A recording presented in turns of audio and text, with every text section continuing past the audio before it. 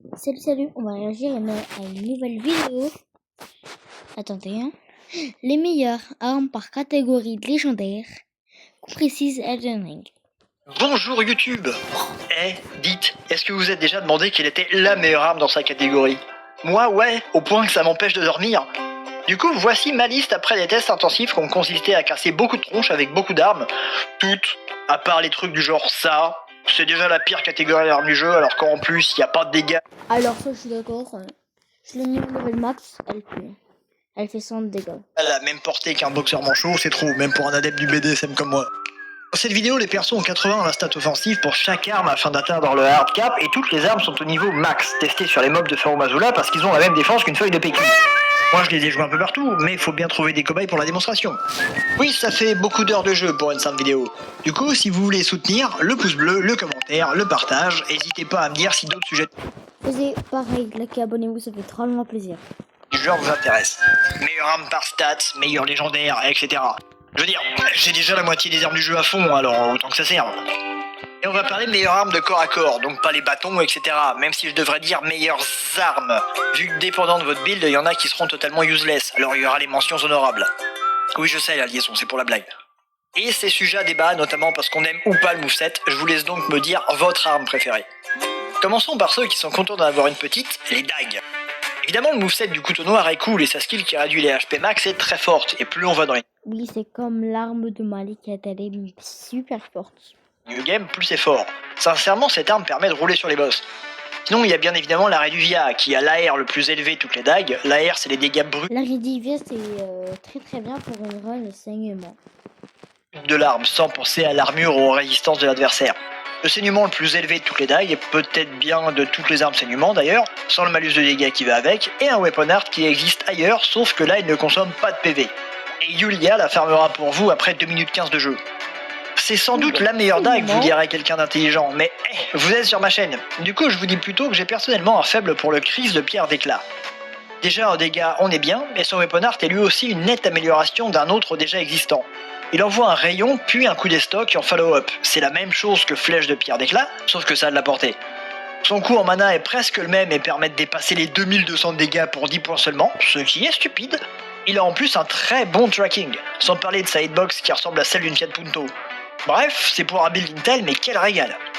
Pour les épées, il y a évidemment Sextape avec Maman, plus connu sous le nom de épée de la nuit ardente, mais c'est pour ses weapon art, qui sont très bien, hein, mais dépendent de 2 stats différentes, et si on rajoute à ça le coup en esprit, la vita pour pas mourir, tout ça, c'est quand même très demandeur. Et 3 types de dégâts splittés, c'est vraiment chercher la merde. Je sais, je l'ajoute dans mon guide 100%. Par contre, à côté, on a le joyau d'Eocaïd qui ne dépend que de l'arcane. Sérieusement, oubliez son scaling en dex, au-dessus de 20 il sert plus à rien. Pour en tirer le max, il faut les talismans pensés pour, mais ça permet de faire ça. Oui, C'est une blague. Ça fait autant de dégâts? puis vous avez vu la portée. Ah non, c'est tout, c'est le seul argument. Une personne intelligente, encore une fois, vous dirait de regarder du côté de l'épée fine de Noble, qui peu importe quel stade vous montez au hardcap sera la deuxième meilleure en dégâts côté épée courte, à part en dex où c'est juste la meilleure. Faites pas gaffe à la R qui est notoirement buggée. Oh, et puis c'est aussi celle qui a le plus de portée. Les grandes épées, bon là c'est compliqué parce qu'il y en a Celle de Rani, elle est ultra rare. Il faut faire sa quête qui dure 100 ans. Mais j'ai réussi à la faire. plein. Et oui, je sais qu'il y a celle des tourbiers qui fait tout pareil que sa petite sœur des Hokaïd en mieux, mais des grandes épées, il y en a d'autres qui sont très bonnes, comparées aux épées qui offrent le choix mirobolant de 2 si vous voulez faire un build autour. En premier, l'espadon de la lune obscure, plus connu sous le nom de Moonlight. Gros moveset, gros dégâts, grosse portée, et en plus ça met de la congélation. C'est vraiment très fort, mais faut la booster, parce que sans son weapon art, c'est juste une grosse épée vaguement bleue. Sérieusement, y a que moi qui trouve que le design est le moins bon de toutes les Moonlight qu'on ait jamais eu. Sa variante foi, si je puis dire, est par contre pour moi la meilleure. La lame blasphématoire, qui, si je vous demande de voter à main levée, sera Elle est très forte, la lame blasphématoire. peut-être élue meilleure arme du jeu. Rien à envier à personne côté dégâts, et le gros cure-dent avec le plus de portée, un weapon art qui fait les mêmes dégâts que celui de la Moonlight, ça va vraiment dépendre de l'armure de l'ennemi, et en Elle sert très bien pour tuer Radagon. plus il soigne. Et tuer avec l'épée elle-même soigne encore plus. Et étant une arme foi faisant du feu, il y a genre, je sais pas, 35 façons de la buffer, qui nécessitent pas d'être dans Terra Magica. Et comme on a déjà de la foi, on a accès à Sermon Doré et Flame Grants Me Strength, je sais plus le nom français. Flamme apporte-moi la force, un truc genre. Beaucoup d'ennemis sont sensibles Il veut dire flamme, renforce-moi. au feu, ce qui fait la différence avec la Moonlight, je pense. Et ce truc scale sur 3 stats différentes, donc à part si vous jouez intelligence, ça tabasse. Et en plus, vos ennemis seront certainement en train de dégobiller rien qu'à la regarder. Par contre, la Moonlight coûte au final moins en mana si on veut spammer son projectile et il fait plus de dégâts de posture, donc ça peut stun plus facilement. Bref, les deux armes sont pour deux builds différents, et même si pour moi la lame blasphématoire a quelques petits avantages, elles sont excellentes toutes les deux. Épée colossale. Oui, il y a celle de Maliketh, celle de Radan, tout ça, mais il y a le grand espadon, le seul, l'unique. En termes de portée, moveset, tout ça, elle est très bien, notamment son attaque acrobatique. L'épée de Guts, elle est forte, mais je dis pas qu'elle est nulle. Puis les dégâts sur le truc Elle sont est débiles. Pas très Peu importe quel type de centre de guerre vous mettez dessus, le scaling sera bon et je vous parle même pas des garde counter ni de la facilité à casser la posture. En plus, ça protège autant qu'un bouclier. Bref, la Great Sword, mangez-en. C'est Guts qui conseille. Les rapières, c'est pas des armes que j'affectionne, mais mon choix se porte sur la... C'est l'une des armes les plus nulles. Non, j'avoue ça. Les armes les plus nulles, c'est les dagues. Même si la dague de Selene, la sorcière, est très très forte. Voilà, j'ai fait sa quête. Rapière, Mircé, enfin la rouge là. Elle est pareille que les autres concernant le moveset, la portée, tout ça, mais elle a deux choses pour elle.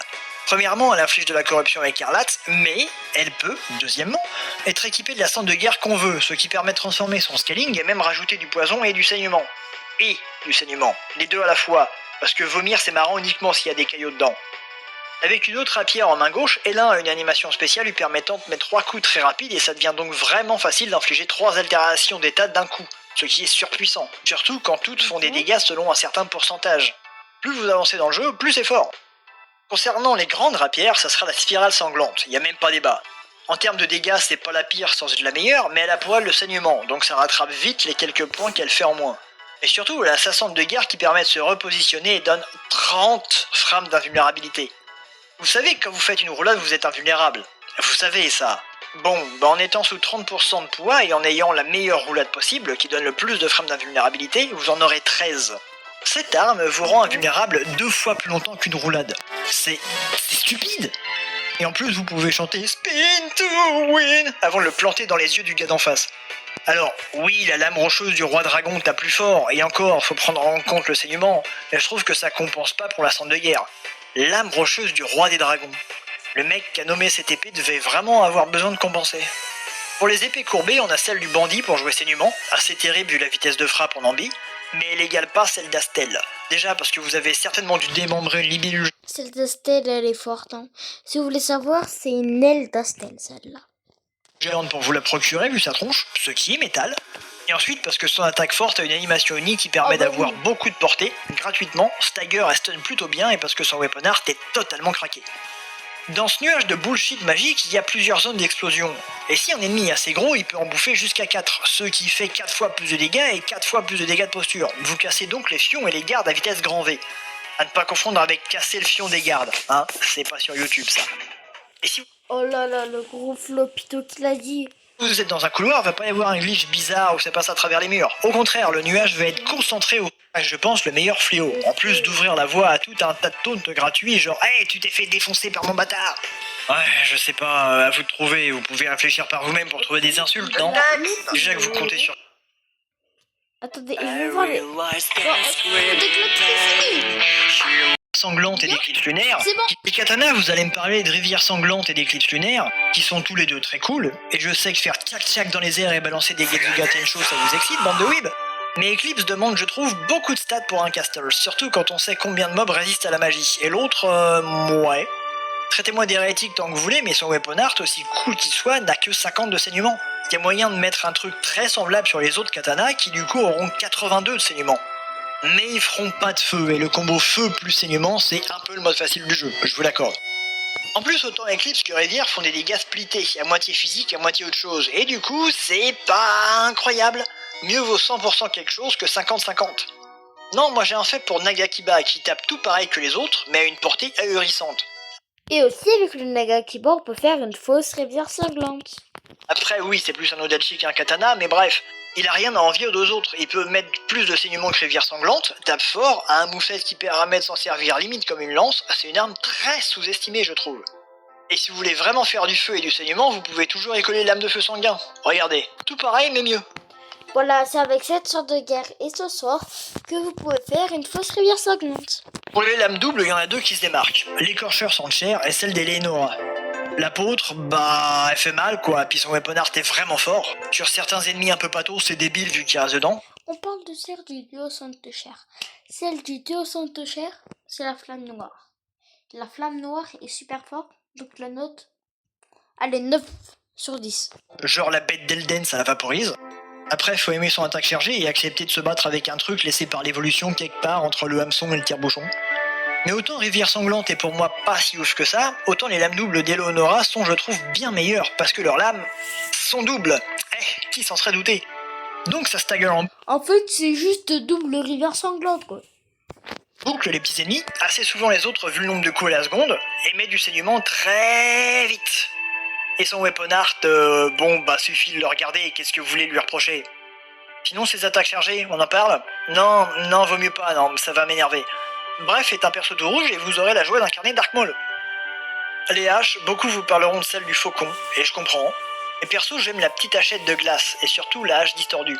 Toutes les deux tapent plus vite que la moyenne, et celle de glace a un weapon art qui, même nerfé, reste très fort. Moi, j'aime bien ce qu'ils ont dans Leyndell, là. Vous voyez, les mecs avec le marteau. Et moi, j'ai eu le mec avec la hache, là. Vous voyez, le mec avec la hache. Ben, j'ai eu sa hache, elle est très très forte, hein. Je l'aime bien. Cependant, je préfère l'autre qui va permettre de mettre les altérations d'état très vite et tape plus vite parce que c'est une hache double, donc avec une lame de chaque côté. En plus, elle a un très bon scaling, dont celui en force qui reste toujours plus haut qu'il ne devrait, peut choper sans saignement. Je crois que celle-là, c'est une des haches du DLC, je crois. Si vous voulez cheese le jeu, vous pouvez aussi lui mettre la patinoire. Et j'aime bien le moveset, là où normalement j'aime pas celui des haches. J'aime encore moins celui des grands de haches, mais j'aime beaucoup Oh là là, celle de Godric, non parlons pas. Giga nul. l'encre. C'est de loin la meilleure hache. En vitesse portée, tout ça, c'est la même que les autres, mais ses dégâts Et c'est la meilleure pour une run force. sont pas tranchants comme les autres haches, ils sont perçants. Et il y a très peu d'ennemis résistants aux perçants. En plus, ça veut dire qu'on peut mettre le talisman de la lance qui renforce les contre-attaques d'armes perçantes de 15%. Et si vous tapez On va aller sur dégueulasse, les pas de marteaux. portée, un moveset simpliste constitué du nombre incroyable de un mouvement, celui du bonk, et c'est dur de les aimer. Il y en a un qui a un peu plus de portée, un peu plus de dégâts et de dégâts de posture que les autres, c'est le gourdin de pierre. Du coup, pour moi, c'est meilleur. Pour les grands marteaux, c'est plus compliqué. Enfin, si vous jouez full force, non, c'est le marteau de pierre, j'ai Le courtin hérissé. Le courtin hérissé, c'est un marteau. dit outrancier. Mais par contre, il a pas de portée. Ensuite, on a la trompette magique, là, qui a le weapon art le plus absurde du jeu. C'est pas des dégâts que vous faites à ce niveau-là, c'est un putain de code postal. Puis le marteau de guerre putréfié, qui met de base de la corruption écarlate, qu'on peut mettre en saignement et qui tapera toujours à 270, avec un Oh, c'est pas le marteau de guerre, c'est la hache de guerre putréfiée. scaling de A en force, lol. Et donc mes saignements et corruption écarlate. Donc avec un weapon art qui vous fait taper rapidement, je vous laisse imaginer le carnage. Et si vous suivez mon guide 100%, vous savez que j'ai personnellement un faible pour le marteau cornu. Côté dégâts, il est présent, aucun problème. Il garde un très bon scaling, peu importe dans quel délire vous partez, et a plus de portée que les autres. Son moveset aussi est plus agréable parce que plus diversifié. Il est plus rapide qu'en pris à deux mains, et il vous soigne de 4% de votre vie max à chaque fois. Je pense qu'on va passer au truc là, les... Ah voilà, les armes colossales. Plaisir. Pour les armes colossales, il y a le fléau des géants. Voilà, tout ce que vous avez entendu Très bien pour une run force. d'autre n'est que mensonge. Concernant les lances, si ça tenait qu'à moi, je vous dirais la Yali, parce qu'elle a un moveset que j'adore et qu'avec le saignement inné plus certaines sortes de guerre, il y a moyen de faire des trucs ouf. Mais on peut pas lutter contre celle de Grand Saxe. Je vais faire de la Il demande glace. 20 de force, ok, c'est beaucoup pour une arme dex, mais regardez ce weapon art. Il fait des dégâts de dingue, mais une portée qui fait peur, et si ça vous empêche pas de dormir la nuit, c'est l'arme ultime pour fromager vos ennemis. Puis pour viser les points faibles, genre les têtes, c'est parfait. Les grandes... C'est dommage, je peux pas faire des vidéos sur ma game Elden Ring. Je suis level 110. Et j'ai toujours pas platine le jeu. Non mais... Enfin, je crois que là, je pense... En fait, vous voyez, pour aller à la cime des géants, il y a un gros centre de chair là. C'est pas un boss, c'est un mob. C'est lui qui me fait crever. Par contre, les mobs, n'en parlons pas. Non, c'est une catégorie où il n'y a pas débat, c'est celle de Mogwin. Dégâts, tout ça très bien en elle-même, mais son weapon art totalement pété qui tape à 360 degrés à travers les murs là, c'est Elle est excellente. débile. Sa portée aussi est débile d'ailleurs, suffit d'avoir assez de poise au cas où certains ennemis arrivent à s'approcher, spoiler alert ils y arriveront pas de toute façon, et de spammer L2, GG well played. Non sérieusement à ce point là, c'est peut-être l'arme la plus puissante du jeu. Alors bien sûr on peut toujours cheeser avec plein d'autres armes, et avec plein de talismans et avec plein de centres de guerre etc. Oui mais si vous prenez juste une arme comme ça en elle-même, voilà, c'est L, voilà. Vous faites un bouton, vous faites L2. Finir le jeu avec L2, oui. Pour les halbards, il y a la draconique, qui avec les derniers patchs est devenue assez immonde, 330 de dégâts alors que son weapon art lui en rajoute 160 de foudre, ce qui est rare, et la congélation, c'est évidemment très bien. Cependant, je lui préfère celle du cavalier crépusculaire, qui ne tape pas vraiment moins fort grâce à de meilleurs scaling, mais aussi parce qu'elle n'est pas uniquement pour les builds de force. Et son moveset est beaucoup plus varié, il y a tout, du POG, du... Ah oui, du cavalier crépusculaire. Bon, on va passer au faux, je pense. Allez, go. Mais mince, pardon. Oh les guys, bon, on se retrouve dès que j'ai réussi à détruire cette catastrophe. dans chaque main. Pour une seule arme, On est là. Donc on voulait pas les fouets, nous on voulait les faux. Voilà. Pour les faux, c'est la faux mortuaire. En fait, c'est celle qui a le plus haut potentiel de dégâts. Escale surtout force, ce qui est différent des autres. Et on peut changer la centre de guerre, ce qui n'est pas le cas de la Halo par exemple, qui a un weapon art cool mais qui fait full dégâts sacrés, et beaucoup d'ennemis sont résistants, surtout dans le dernier tiers du jeu. Moi j'ai mis le truc de Roger là, où ça fait là. En fait ça tourne. Et j'ai mis glace. Donc la faux mortuaire fait visuellement plus faux dans le sens arme dégueulasse de la faucheuse, a le plus haut potentiel de dégâts, et il m'en faut pas plus pour la mettre top 1. Surtout que je joue pas faux, j'aime pas ça. J'en sais rien, dites-moi laquelle c'est la meilleure si vous êtes connaisseur. Et pour des vraies raisons, hein. Pas oui c'est machin, parce qu'avec on peut faire l'hélicobit. J'ai pas besoin de faux pour faire l'hélicobit. Les fouets et le roumi. Le pétale machin qui met le saignement est très bien, mais si vous en avez un pour mettre des patates, c'est évidemment les globes hérissés qui tapent plus fort et plus vite que les autres en plus de mettre du saignement, ce qui est assez... Oui, ça fait du saignement, c'est très très fort. Ça se trouve à Leyndell, où il y aura le masque de doré, le masque soleil, genre le PNJ avec le masque soleil. Vous traversez, en fait il y a encore, et vous aurez les globes hérissés. Voilà. Inutile vu que les mecs sont de toute façon morts avant. C'est surtout leur attaque chargée qui part extrêmement vite et fait énormément de dégâts de poise qui est intéressante. Ça couple en reste en fait la version plus des boules magiques qui sont le deuxième meilleur cest, donc pourquoi en choisir une autre paire, j'ai envie de demander. Sérieusement, le weapon art qui double votre prochaine attaque de 80%, air de charger, vous en mettez deux, le gars est par terre, vous lui mettez un fonçable, il est mort. Et pour les griffes, ça sera les crocs venimeux. Déjà parce qu'en dégâts, elles sont au-dessus grâce à leur scaling de A, mais surtout parce qu'on peut tricher Ça fait du poison, je crois. D'après moi, ça fait du poison. avec. En fait, à mettre les tapes poison mortel, qui est un poison qui dure 3 fois moins longtemps qu'un poison classique, Voilà, c'est du poison. mais fait 2 fois plus de dégâts. C'est normal. C'est un serpent, donc c'est normal. Et si on change son scaling de base en poison avec une sorte de guerre, là son poison fera toujours aussi mal, mais durera autant qu'un poison classique. Et du coup, ça triplera les dégâts du poison. Ça devient donc vraiment vénère. Et ça marche pour n'importe quelle altération d'état. Donc saignement, congélation et corruption écarlate font la même chose. Eh bien, on a fait toutes les catégories d'armes. N'hésitez pas à me dire là où... Bon ben, n'hésitez pas à liker, à vous abonner et on se retrouve pour une nouvelle vidéo. Ciao ciao.